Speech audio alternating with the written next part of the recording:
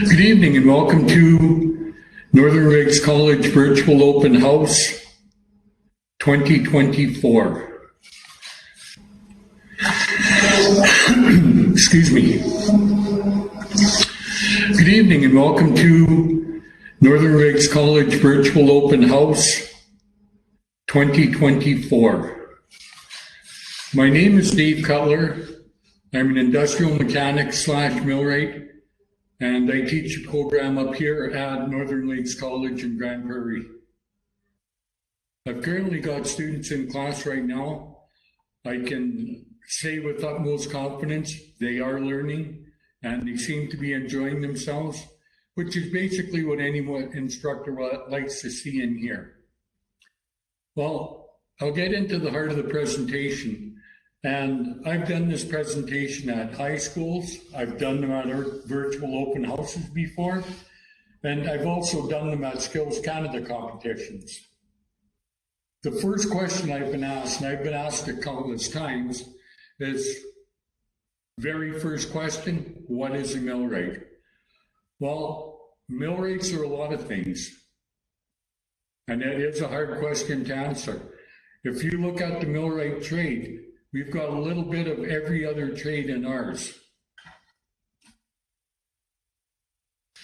We originally started as carpenters, shaping the gears, shifts, and shafts that drove the old grist mills. Someone else who had to fix the mills when they broke down and replace the parts that were broken. And those carpenters evolved over time into millwrights.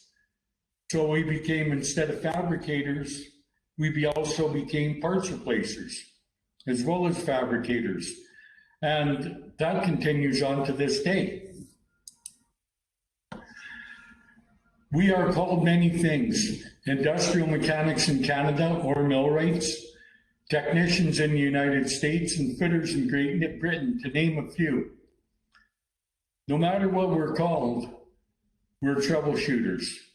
That's the main thing that most millwrights do, is they troubleshoot. There are 3 levels of mechanics. There's automotive mechanics. So for example, if you've got a breakdown, you take your car to an auto shop such as Canadian Tire and they fix it for you. That's an automotive mechanic or an automotive technician. The second level is what they call a rolling stock or heavy equipment technician. They work on the big loaders with the big tires and graders and tractors and stuff like that. Basically anything big that rolls on wheels, that's called a heavy equipment technician. And finally comes industrial mechanics and millwrights. We work on big pieces of factory furniture that's in place, does not move. Paper mills, sawmills, auto factories, all of those employ millwrights. When something breaks down, the first one they call is a millwright. We are the most diverse, and we have to be, because, again, when something breaks down, the first person they call is a millwright. 9 times out of 10, the people that are operating that give us a call, they don't know what's broken down. They've got no idea. They don't know if it's electrical. They don't know if it's mechanical. They don't know what's wrong. So the first person they get a hold of is a millwright. Now, when they call a millwright, we go to the job, we assess it, we scope it out. If we can fix it, we fix it. If we need more people, we call in more people. If we can't fix it, then we have to call in a specialist. Not necessarily a specialist in the sense that they're an expert at something, but another trade. For example, if I am called to a job and I take a look at it and I see that it's electrical, I call in an electrician. They come in, now I know I've handed it off to a person that's competent to do the job. But in order for us, me personally, to call the electrician, I have to know a little bit about their trade, so I know it is an electrical problem and not someone else's problem.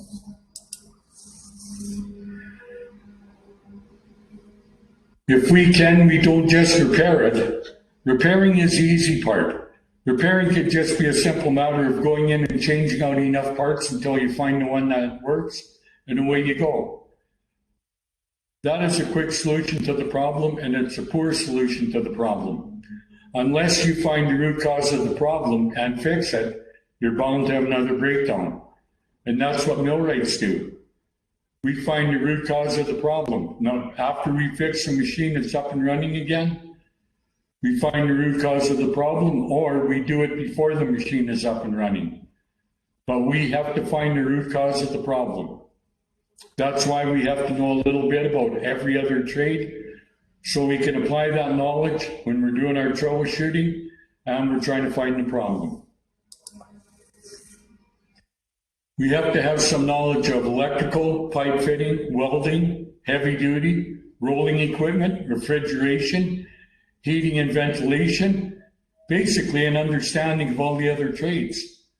We also have to know about combustion engines, gas compression, steam and gas turbines, and basically every other form of power transmission, hydraulics, pneumatics, chain drives, belt drives, etc.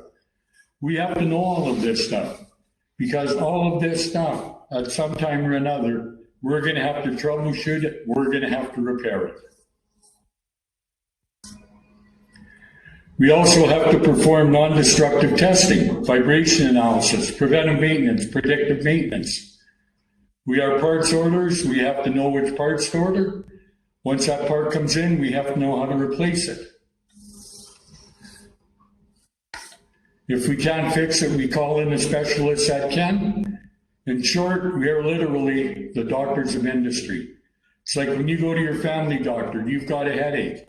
If he determines what the problem is, he'll fix you up, you're ready to go again. If he doesn't, what does he do? He sends you to a specialist, and the specialist takes care of you after that.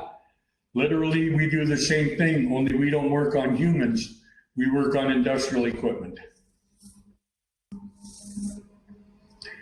If you want a job where you learn to read schematic drawings, work with your hands, work as part of a team, get great satisfaction when the job is done, everything up is running again, and you found the root cause of it, so you know it's not going to break down again.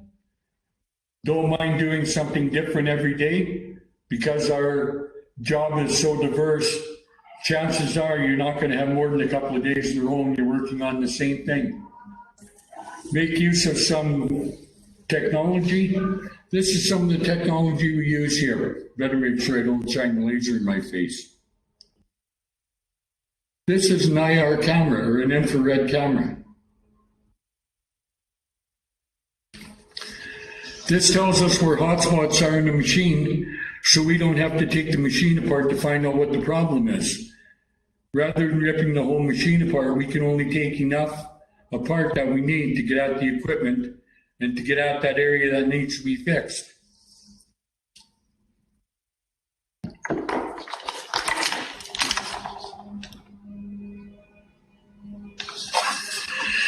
Another piece of equipment we use is a camera, borescope camera. This little camera lets us see inside equipment and lets it see around corners. Beautiful little piece of equipment to have.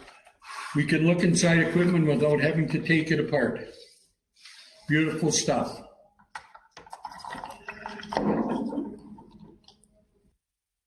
So if you have a hankering to use some of the latest technology and learn how to use it, and make a really good salary while you're doing it, you might just consider being a millwright. Again, personally, I love the trade because I don't like doing the same thing day after day after day after day after day. I find it somewhat boring. I like the diversity you get out of being a millwright. If there's any questions, please communicate them to you and I'll try answering them as best as I can. Thank you.